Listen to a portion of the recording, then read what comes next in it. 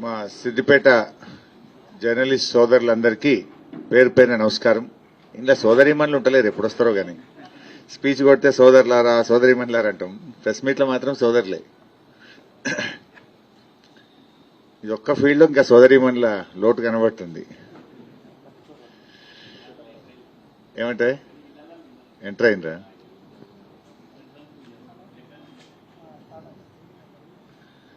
Parliament ఎన్నికల ప్రచారం కొద్ది నిమిషాల్లో మోగనుంది. పోయినసారి లోక్సభ ఎన్నికలు ఏప్రిల్లో జరిగాయి. ఈసారి లోక్సభ ఎన్నికలు మే 13న జరగబోతా ఉన్నాయి. దాదాపు 2 నెలల పాటు మా కార్యకర్తలు అసలు ఎండల్లో 43-44 డిగ్రీల ఎండను కూడా లెక్క చేయకుండా మండుటెండల్లో ప్రచారానికి వెళ్లారు. కేసీఆర్ గారి రోడ్ షోలు అయితే నాటి ఉద్యమ సభలను, తెలంగాణ ఉద్యమం నాటి పాత రోజులను గుర్తు చేశాయి.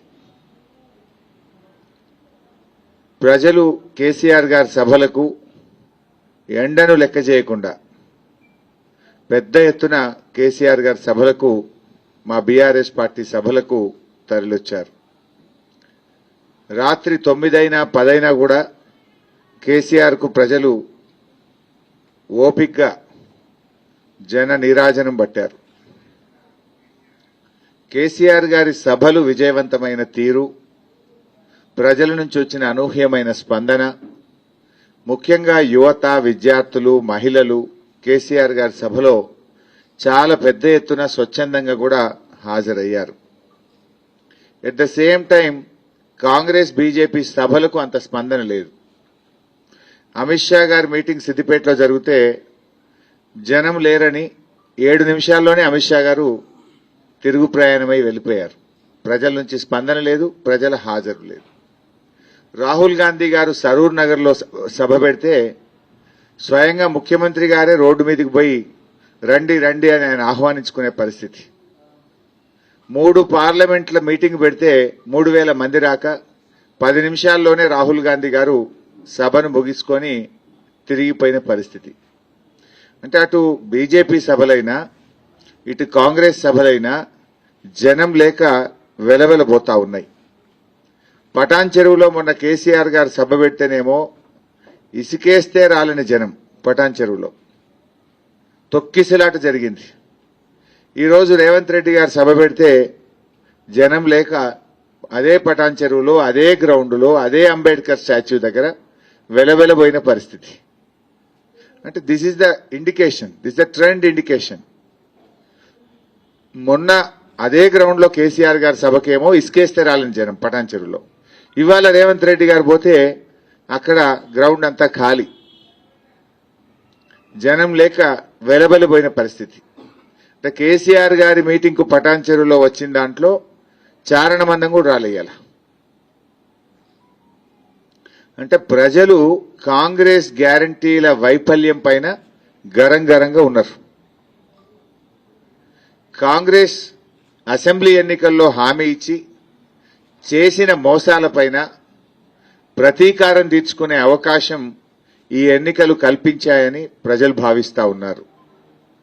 చెక్కు బౌన్స్ అయితే శిక్ష పడ్డట్టు బాండ్ పేపర్ బౌన్స్ అయి చేసిన ఈ కాంగ్రెస్ పార్టీకి శిక్ష వేయాలని ప్రజలు నిర్ణయించుకున్నారు.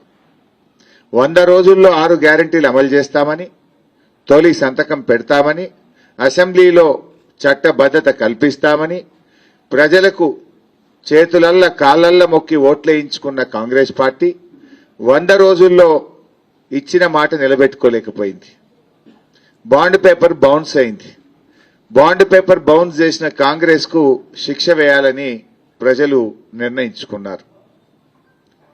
కేసీఆర్ తమ గురించి బలంగా కొట్లాడాలంటే కారు గుర్తుకు ఓటేయాలని ప్రజలు దృఢంగా నిశ్చయించుకున్నారు.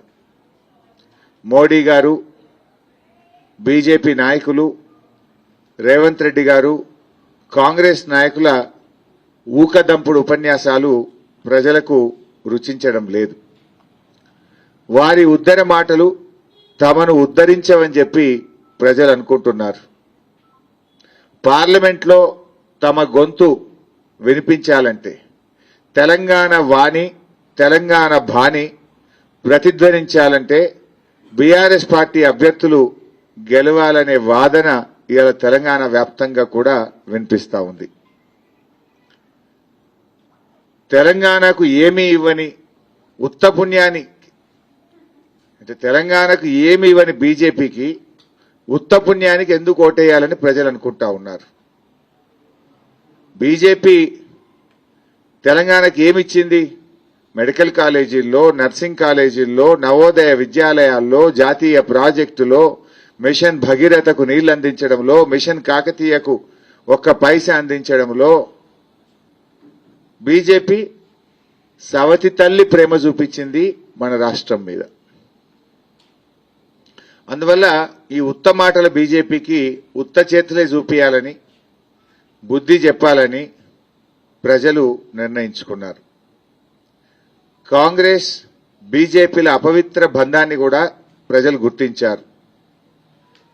దొంగే దొంగ దొంగ అన్నట్టు ఈ 2 పార్టీలు బీఆర్ఎస్ మీద ఏ ఆధారం లేని ఆరోపణలు చేస్తున్నారని చెప్పి కూడా తెలంగాణ ప్రజలు అర్థం చేసుకున్నారు. ముఖ్యంగా ఈ పార్లమెంట్ ఎన్నికల్లో రైతులు, మహిళలు, అవ్వాతాతలు తమ ఆగ్రహాన్ని ఓట్ల రూపంలో చూపించబోతా ఉన్నారు. ఎందుకంటే రైతులకు కేసీఆర్ ఇచ్చిందే రైతు బంధు, రైతు బీమా, 24 గంటల కరెంటు, పుట్ల కొద్ది వడ్లు కేసీఆర్ హయాంలో బండాయి. కాంగ్రెస్ వచ్చిన తర్వాత పుట్టెడు కష్టాలు మొదలైనవి. కేసీఆర్ హయాంలో పుట్ల కొద్ది వడ్లు, కాంగ్రెస్ హయాంలో పుట్టెడు కష్టాలు. కాంగ్రెస్ వచ్చినాక కరెంటు మోటార్లు కాల్తే రైతుల మీద ఒక్కొక్కసారి 10,000 రూపాయలు భారం పడుతుంది. కాంగ్రెస్ వచ్చినాక దొంగ రాత్రి కరెంటు కోసం చీకట్లో పడిగాపులు గాయాల్సి వస్తుంది. వడ్లు అమ్ముడు పోక రోజుల తరబడి కల్లాల్లో రైతులు పడిగాపులు కాస్తా ఉన్నారు. నీళ్లు రాక పంటలు ఎండిపోయిన పరిస్థితి. అందువల్ల పుట్టెడు కష్టాలు పెట్టిన కాంగ్రెస్ కు చుక్కలు చూపించాలని వాళ్ళ రైతులు నిర్ణయించుకున్నారు. మార్కెట్లో వడ్లకు తరుగు పెడుతున్నారు. ఏ మార్కెట్లో పోయినా సంచికి 3 కిలోల తరుగు పెడుతున్నారు. వడ్లల్లో తరుగు పెడుతున్న కాంగ్రెస్ కు రేపు ఓట్లల్లో తరుగు పెట్టాలని తెలంగాణ ప్రజలు నిర్ణయించుకున్నారు. మహిళలకు నెలకు 2,500 ఇస్తాన్న కాంగ్రెస్ పార్టీ ఈ రాష్ట్రంలోని ప్రతి మహిళకు 5 నెలలకు గాను 12,500 రూపాయలు బాకీ పడ్డది.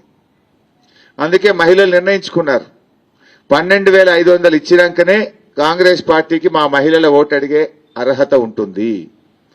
కేసీఆర్ ఇచ్చిన కళ్యాణ లక్ష్మి చెక్కులు వస్తలేవు. దవాఖానకు పోతే కేసీఆర్ కిట్ బంద్ అయింది. కేసీఆర్ గారి 5 ఏళ్ల హయాంలో ప్రతిరోజు త్రాగునీరు వచ్చినాయి. కాంగ్రెస్ 5 నెలల హయాంలో త్రాగునీటి సరఫరాలో కటకట.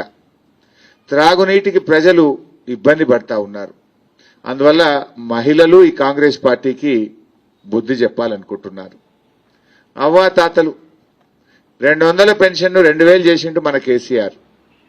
కానీ 4,000 ఇస్తామని అరిచేతిలో వైకుంఠం చూపిన కాంగ్రెస్ ఇవాళ అవ్వాతాతల్ని మోసం చేసింది.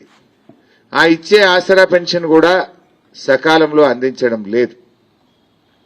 నెలాఖరు దాకా ఆసరా పెన్షన్ రావడం లేదు. అందువల్ల అవ్వాతాతలు ఇవాళ కాంగ్రెస్ పార్టీకి తమ ఓటుతో గుణపాఠం చెప్పాలనుకుంటున్నారు. అయితే ఈ 2 పార్టీలు బోగస్ సర్వేలతోని బీఆర్ఎస్ పార్టీ ఆత్మస్థైర్యాన్ని దెబ్బతీయాలని విశ్వ ప్రయత్నాలు చేసినారు. కానీ వాళ్ళు ఎన్ని ప్రయత్నాలు చేసినా ప్రజల ఆదరణను ఆపలేకపోయారు. కేసీఆర్ గారికి ప్రజలు అపూర్వ రీతిలో స్వాగతం తెలిపారు, ఆదరణ ఇచ్చారు. ఇవాళ తెలంగాణ ప్రజలు ఖచ్చితంగా ఈ 2 పార్టీలకు బుద్ధి చెప్పాలని నిర్ణయించుకున్నారు. బీఆర్ఎస్ కార్యకర్తలు కూడా ఈ సందర్భంగా ఈ 2 రోజులు గట్టిగా కష్టపడి పనిచేయాలని, ఈ 2 రోజులు కాంగ్రెస్ బీజేపీలు ప్రలోభాలకు గురి చేస్తాయి, డబ్బులు పంచుతారు, మద్యం పంచుతారు, దాన్ని ఎక్కడికక్కడ తిప్పికొట్టాలని, సి విజిల్ యాప్ ద్వారా కంప్లైంట్లు చేయాలని బీఆర్ఎస్ కార్యకర్తలకు నేను పిలుపునిస్తా ఉన్నాను. బీఆర్ఎస్ కార్యకర్తలు ఈ 2 రోజులు రాత్రింబవళ్లు కష్టపడాలి. మనం ఇన్ని రోజులు కష్టపడ్డది ఒకెత్తు, ఈ 2 రోజులు వీళ్ళ ప్రలోభాలను తిప్పికొట్టి గట్టిగా కష్టపడితే విజయం మనదే. తిరిగి బీఆర్ఎస్ పార్టీ పూర్వ వైభవాన్ని పొందబోతుంది. తెలంగాణ ప్రజలకు నిజమైన ఖచ్చితమైన గ్యారంటీ బీఆర్ఎస్ఏ తప్ప కాంగ్రెస్ గ్యారంటీలు కావు. కేసీఆర్ గ్యారంటీయే తెలంగాణ ప్రజలకు శ్రీరామ రక్ష.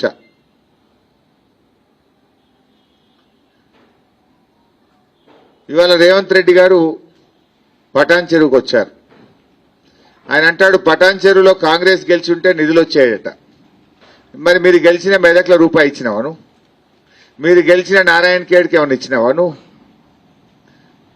నువ్వు ఉన్నాయి గుంజుకపోతున్నావు. కేసీఆర్ ఇచ్చిన 150 కోట్ల రూపాయలను పటాన్ చెరువులో నువ్వు వెనక్కు తీసుకొని పటాన్ చెరువు ప్రజలకు నువ్వు అన్యాయం చేసినావు. పటాన్ చెరువు ప్రజలకు కేసీఆర్ ఇచ్చిన నిధులను వెనక్కు తీసుకున్నందుకు పటాన్ చెరువు ప్రజలు తప్పకుండా మీకు మీ కాంగ్రెస్ పార్టీకి తమ ఓట్లతో బుద్ధి చెప్తారు. మీరు కొత్త నిధులు ఇవ్వలేదు. కేసీఆర్ ఇచ్చిన నిధులను, పటాన్ చెరువుకి ఇచ్చిన నిధులను నువ్వు వెనక్కి తీసుకున్నావు. మా మున్సిపాలిటీలకు, కార్పొరేషన్ వార్డులకు, గ్రామాలకు ఇచ్చిన నిధులు వెనక్కి తీసుకొని పటాన్ చెరువుకు అన్యాయం చేసిండ్రు రేవంత్ రెడ్డి గారు. ఇవాళ నిన్న హైదరాబాద్ లో ఒక మీడియా మిత్రుడు రేవంత్ రెడ్డి గారిని ప్రశ్న వేశారు. రిజర్వేషన్ల మీద మీరు ఇంత మాట్లాడుతున్నారు కదా, మీ కాంగ్రెస్ పార్టీ ఎమ్మెల్యే టికెట్లలో ఎందుకు రిజర్వేషన్ పాటించలేదు? ఎంపీ టికెట్లలో ఎందుకు రిజర్వేషన్ పాటించలేదు? కేబినెట్ లో ఎందుకు రిజర్వేషన్లు పాటించలేదంటే ఆయన సమాధానం దాటవేసిండ్రు. రిజర్వేషన్ల మీద బీజేపీ మీద ఇంత మాట్లాడుతున్నటువంటి రేవంత్ రెడ్డి గారు, నీ కేబినెట్ లో మైనార్టీలకు చోటేది?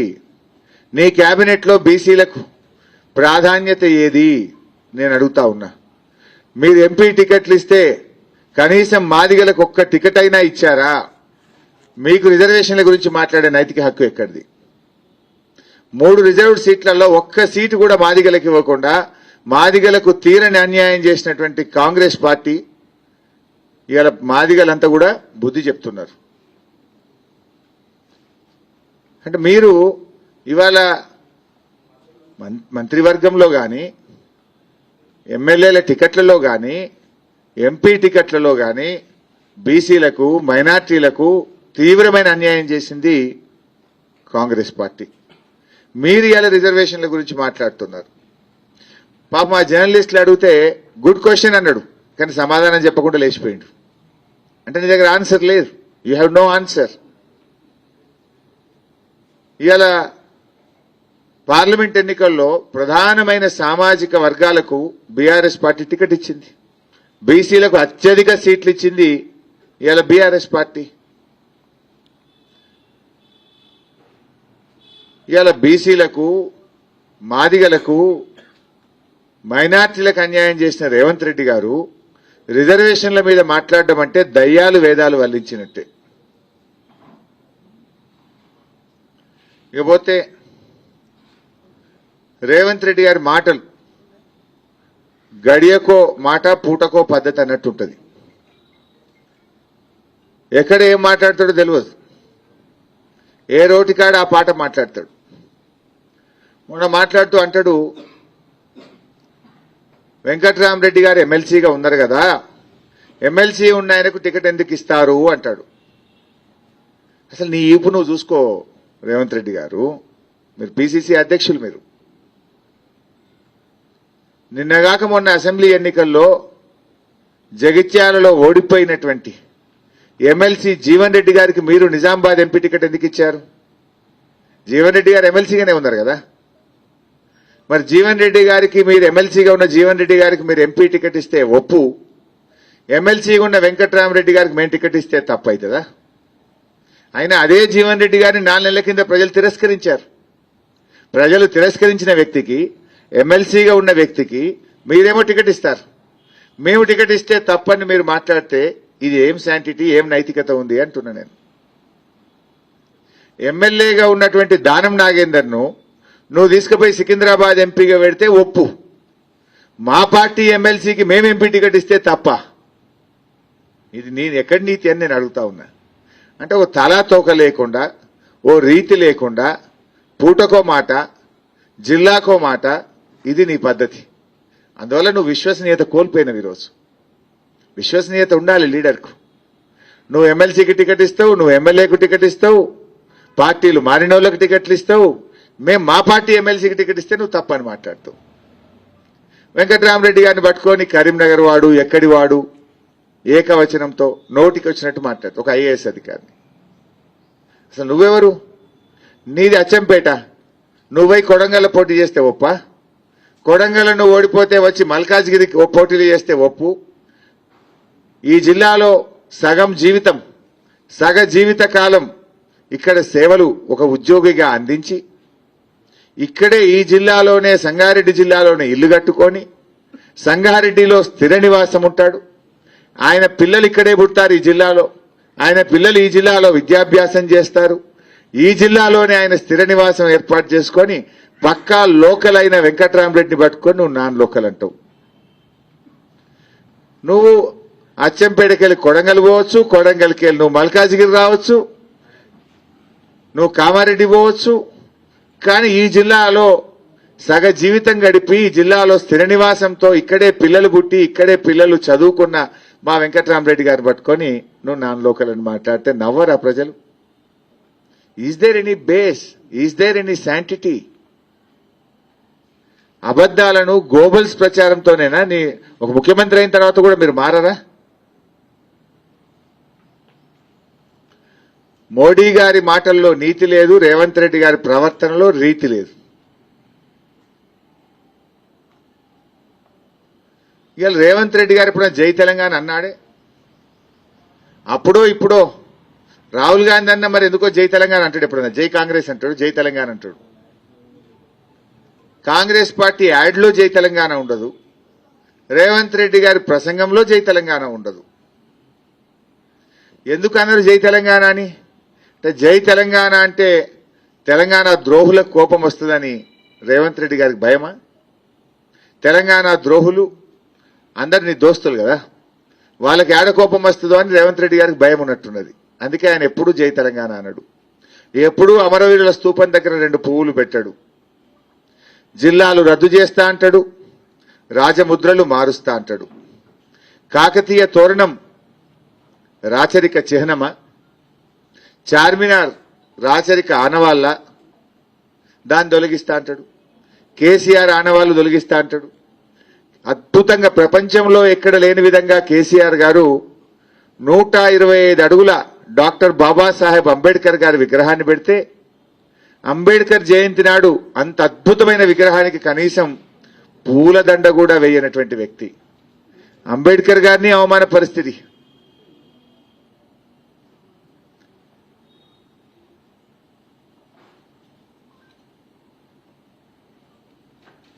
ఈరోజు రేవంత్ రెడ్డి గారి పాలన రివర్స్ గేర్. ఆసుపత్రిలో పోతే కేసీఆర్ కిట్ బంద్ అయింది, రైతుల పంట పొలాలకు సాగునీరు రావడం లేదు, ప్రజలకు ఇంటింటికి తాగునీరు రావడం లేదు, కళ్యాణ లక్ష్మి షాదీ ముబారక్ చెక్కులు ఆలస్యమవుతున్నాయి, రైతు బంధు సకాలంలో పడతలేదు, కరెంటు కోతలు ప్రారంభమైనాయి, భూముల ధరలు పడిపోయినాయి. మీదంతా రివర్స్ గేర్. ఒకప్పుడు ఆంధ్రప్రదేశ్ మాజీ ముఖ్యమంత్రి చంద్రబాబు నాయుడు ఏమన్నాడు? తెలంగాణలో భూముల ధరలు పెరిగినాయి, తెలంగాణలో ఎకరం అమ్మితే ఆంధ్రలో 10 ఎకరాలు వస్తుంది అన్నాడు. కానీ రేవంత్ రెడ్డి గారి పుణ్యమాని సీన్ రివర్స్ అయింది. ఇప్పుడు మళ్ళా సీన్ రివర్స్ అయింది. ఇప్పుడు భూముల ధరలు పడిపోయినాయి తెలంగాణలో. కేసీఆర్ హయాంలో భూముల ధరలు పెరిగినాయి, లక్షల మంది రియల్ ఎస్టేట్ల మీద జీవితాలు గడిపారు, జీవితాలను పొందారు. కానీ రేవంత్ రెడ్డి గారు వచ్చిన తర్వాత ఇవాళ భూముల ధరలు పడిపోయినాయి. ఆపదకో సంపదకో అవసరం పడి అమ్మాయి పెళ్లికో భూమి అమ్ముదామంటే కొనే దిక్కులేని పరిస్థితి వచ్చింది. కేసీఆర్ గారు రైతు గౌరవం పెంచిండు, రైతు చేతిలో ఉండే భూమి విలువ పెంచిండు. కానీ కాంగ్రెస్ వచ్చినాక రైతు విలువ తగ్గించిండ్రు, రైతు చేతిలో ఉండే భూమి విలువ తగ్గించిండ్రు. ఇది బీఆర్ఎస్ కు కాంగ్రెస్ కు ఉన్న తేడా స్పష్టంగా 5 నెలల్లోనే ప్రజలు చూస్తా ఉన్నారు. 10 ఏళ్లలో కేసీఆర్ గారు 50 ఏళ్ల అభివృద్ధి చూపించారు. 5 నెలల్లోనే కాంగ్రెస్ పార్టీ ఈ రాష్ట్రాన్ని 5 ఏళ్లు వెనక్కి తీసుకుపోయింది. అందుకే ప్రజలు ఈ రాష్ట్ర అభివృద్ధి జరగాలంటే, ఈ ప్రభుత్వానికి కనునిప్పు జరగాలంటే, ఈ రాష్ట్ర ప్రయోజనాలు కాపాడాలంటే, పార్లమెంట్లో తెలంగాణ గొంతుక వినబడాలంటే బీఆర్ఎస్ పార్టీని గెలిపించాలని ప్రజలు నిర్ణయించుకున్నారు. ఇవాళ మెదక్ పార్లమెంట్ ప్రజలకు కూడా నాదొక విజ్ఞప్తి. ఇక్కడ పోటీలో ఉన్న బీజేపీ అభ్యర్థి జిమ్మిక్కులు చేస్తూ ఉంటాడు. గత అసెంబ్లీ ఎన్నికల్లో ఫేక్ వీడియోలను ఓటింగ్ ఇంకొద్ది గంటల్లో ప్రారంభమవుతుందనే కొద్ది నిమిషాల ముందు కాంగ్రెస్ అభ్యర్థి బీఆర్ఎస్ లో చేరినట్టు ఫేక్ వీడియోను విడుదల చేశారు. ప్రముఖ టీవీ ఛానళ్ల లోగోలను వాడతారు, ప్రముఖ పత్రికల లోగోలను వాడతారు, పత్రికల సింబల్స్ వాడతారు, వాడి కొన్ని అబద్దాలను మీకు సోషల్ మీడియాలో పంపుతారు. ఇప్పటికే ఆ కుక్కుడప్ స్టోరీలు రెడీ అయినట్టు మాకు సమాచారం ఉంది. కొన్ని వీడియోలు తయారు చేశారు, ఇంకా కొన్ని పేపర్ క్లిప్పింగ్లను, డూప్లికేట్ పేపర్ క్లిప్పింగ్లను తయారు చేశారు. రేపు రాత్రి ఎల్లుండి ఉదయం మీకు సోషల్ మీడియాలో మీ ఫోన్లకు పంపుతారు వాళ్ళు. దయచేసి వెరిఫై చేసుకోండి, అది ఒరిజినలా డూప్లికేటా. గుడ్డిగా నమ్మితే మోసపోతాం. గతంలో దుబ్బాకలు అట్లే మోసం చేశారు, ప్రజల్ని తప్పుదో పట్టించారు, ఫేక్ వీడియోలతోని ప్రజలను కన్ఫ్యూజ్ చేశారు. ఇప్పుడు కూడా అలాంటి వీడియోలు, అలాంటి కథనాలు రేపు రాబోతా ఉన్నాయి. మాకు సమాచారం ఉంది. అందువల్ల దయచేసి బీజేపీ కాంగ్రెస్లు ఇచ్చే ఫేక్ వీడియోలను, తప్పుడు కథనాలను, తప్పుడు వార్తలను ఈ సోషల్ మీడియాలో ఎన్నికల ఓటింగ్ కంటే కొద్ది గంటల ముందు ఇస్తా ఉంటారు. దయచేసి వాటిని నమ్మొద్దని నేను మెదక్ పార్లమెంట్ ప్రజలకు, ఈ రాష్ట్ర ప్రజలకు విజ్ఞప్తి చేస్తా ఉన్నాను. ఎందుకంటే మాకు స్పష్టమైన సమాచారం ఉంది. వాళ్ళు ఆల్రెడీ వీడియోలు రెడీ చేసిండ్రు, అవి రాబోతున్నాయి వీడియోలు. అవి మీరు వెరిఫై చేసుకోండి, నిజమా కాదా. ఆ ఛానల్ పేరు మీద వస్తుంది. నిజంగా ఆ ఛానల్లో ఆ వార్త రాదు, కానీ ఆ ఛానల్లో వచ్చిన వార్తను వీళ్ళు ఏదో కట్ చేసి వీడియో మీకు పంపినట్టుగా పంపుతారు. So you have to please verify. కొన్ని ఫేక్ వార్తలను తయారు చేసి, కొన్ని పత్రికల పేర్లను ఉపయోగించుకొని ఇలాంటి వార్తలు వస్తే నష్టపోతాం, 5 ఏళ్లు నష్టపోతాం. కాదంటే 5 నిమిషాలు వెరిఫై చేయండి. ఆ ఫేక్ వార్తలను తొందరపడి దాన్ని ఫార్వర్డ్ చేయకండి. ఆ ఫేక్ వార్తన, అది నిజమైన వార్తన వెరిఫై చేసుకోండి అని నేను విజ్ఞప్తి చేస్తా ఉన్నా. ఒక విద్యావంతుడు ఉమ్మడి మెదక్ జిల్లాలో అద్భుతంగా పనిచేసిన వ్యక్తి, ఆనాడు పీడీడీఆర్డీఏగా ఉండి, సంగారెడ్డిలో ఉమ్మడి మెదక్ జిల్లా పీడీడీఆర్డీఏగా ఉండి, సిద్దిపేట జిల్లాలో మొట్టమొదలు స్ప్రింక్లర్లను ప్రవేశపెట్టిందే వెంకట్రామరెడ్డి గారు.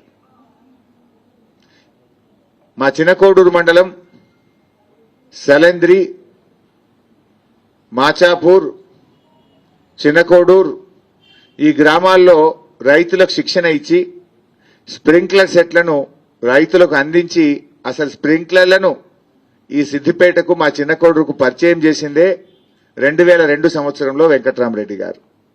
ఆయన అనుబంధం ఇప్పటిది కాదు, ఇవాళకి 22 ఏండ్ల కింద నుంచి ఈ సిద్దిపేటతో వెంకట్రామరెడ్డి గారికి అనుబంధం ఉంది. ఆయనకి ఈ ప్రాంతం మీద అవగాహన ఉంది. ఉమ్మడి మెదక్ జిల్లాలో పీడీడీఆర్డీఏగా, జాయింట్ కలెక్టర్గా పనిచేసిన అనుభవం ఉంది. మెదక్ జిల్లాకు కూడా కలెక్టర్గా చేశారు, కొత్త మెదక్ జిల్లాకు. సంగారెడ్డిలో జాయింట్ కలెక్టర్గా పీడీడీఆర్డీఏగా పనిచేశారు, సిద్దిపేట కలెక్టర్గా పనిచేశారు. ఈ ప్రాంతం మీద, ప్రజల మీద ఒక మంచి అవగాహన ఉన్నటువంటి వ్యక్తి, ఈ ప్రజల అవసరాలు తెలిసిన వ్యక్తి, ఉన్నతమైన విద్యావంతుడు. అటువంటి వ్యక్తిని గెలిపించుకోవడం ద్వారా ఆయన ఈ ప్రాంతానికి మేలు చేయగలుగుతారు. తోటి సహచర అధికారులతోని ఆయనతో పాటు పనిచేసిన ఉద్యోగులతో ఉండే సన్నిహిత సంబంధాలను ఉపయోగించి రేపు అధిక నిధులు తేగలుగుతాడు. కలెక్టర్గా ఉన్న అనుభవం, ఆయన మిత్రుల సహకారంతో వేగవంతంగా ప్రజా సమస్యలు పరిష్కారం చేయగలుగుతారు. ఇవాళ ఆయన కుటుంబం మీద ప్రమాణం చేసి తన ట్రస్ట్ కార్యక్రమాలను ఖచ్చితంగా నిర్వహిస్తానని, ప్రజలకిచ్చిన హామీ నిలబెట్టుకుంటానని ఇవాళ కుటుంబం మీద ప్రమాణం చేశారు. కొంతమంది దేవుడి మీద ప్రమాణం చేస్తున్నారు, కొంతమంది ప్రజల మీద ప్రమాణం చేస్తున్నారు. కానీ మా అభ్యర్థి వెంకట్రామరెడ్డి గారు ఆయన ఇచ్చిన మాట నిలబెట్టుకుంటానని, ప్రజలకు ఇచ్చిన హామీ తూచా తప్పకుండా అమలు చేస్తానని తన కుటుంబం మీద ప్రమాణం చేసి చెప్పారు. మరి ఈరోజు వెంకట్రామరెడ్డి లాంటి మంచి వ్యక్తిని ప్రజలు ఆశీర్వదించండి, ప్రశ్నించే గొంతును గెలిపించండి. డబుల్ ఇంజన్ పని జరగాలంటే ఎమ్మెల్యేగా మేము ఉన్నాం, ఎంపీగా కూడా బీఆర్ఎస్ పార్టీ ఉంటే మేము డబుల్ ఇంజన్ లాగా ఇద్దరం కలిసి ప్రజలకు వేగంగా పనిచేస్తాం, మెరుగైన సేవలు అందిస్తాం. ఈరోజు వెంకట్రామరెడ్డి గారిని ఆశీర్వదించడం అంటే ఇది బీఆర్ఎస్ పార్టీని ఆశీర్వదించడం, బీఆర్ఎస్ అధ్యక్షులు కేసీఆర్ గారిని ఆశీర్వదించడం, సిద్దిపేటలో నన్ను ఆశీర్వదించినట్టు. అందువల్ల ప్రజలందరూ కూడా ఎండ వేడి ఎక్కువగా ఉంది, ఉదయం 7 గంటలకే పోలింగ్ స్టార్ట్ అవుతుంది కనుక ఉదయం పూటనే పోలింగ్లో ముమ్మరంగా పాల్గొనాలని, సాయంత్రం 6ంటికే పోలింగ్ ముగుస్తుంది కనుక మరి మీరందరూ కూడా తమ ఓటు హక్కును ఉపయోగించుకోవాలని, ఓటు చాలా విలువైనది, అభివృద్ధికి పట్టం కట్టండి, పని చేసేవారికి పట్టం కట్టండి, ప్రజలను మతం పేరు మీద, కులం పేరు మీద, గ్యారంటీల పేరు మీద మోసపుచ్చిన వాళ్లకు మీ ఓటుతో బుద్ధి చెప్పండి, ప్రజాస్వామ్యాన్ని బలోపేతం చేయాలని, ఓటు హక్కును వినియోగించుకోవాలని ప్రజలందరికీ విజ్ఞప్తి చేస్తూ సెలవు. Thank you brother.